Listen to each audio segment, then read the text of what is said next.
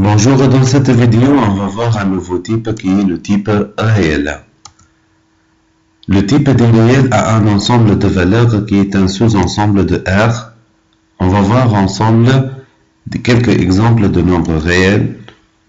Par exemple, 1.0000, 1.5, 0.7, moins 2.25, etc.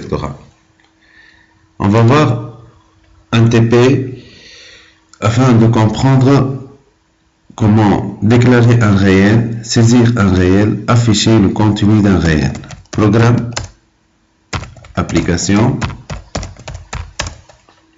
uses win CRT, var begin et end qui se termine par un point. Pour déclarer un réel, on va donner le nom de la case mémoire R de type réel. On utilise le mot-clé réel. On va saisir notre réel par le clavier readln R.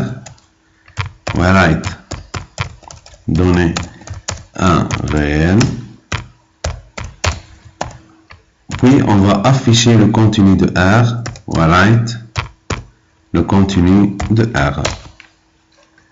Save, application, compile, 0 erreur, exécuter. Maintenant, l'ordinateur est en attente de donner par le clavier un réel, par exemple 1.85. Voilà l'affichage. Donc, il affiche 1.85 et 00000. On va améliorer l'affichage. Par exemple, on va afficher un réel avec deux chiffres après la virgule. 2.0, 2.2, deux chiffres après la virgule. Exécuter. On va prendre un exemple, 2.397.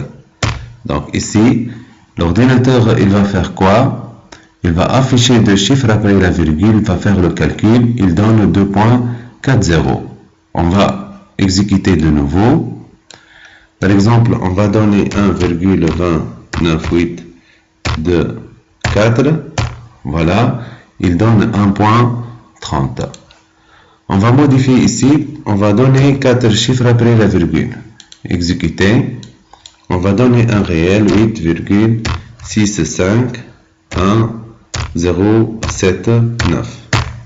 Voilà. L'ordinateur, il affiche 4 chiffres après la virgule.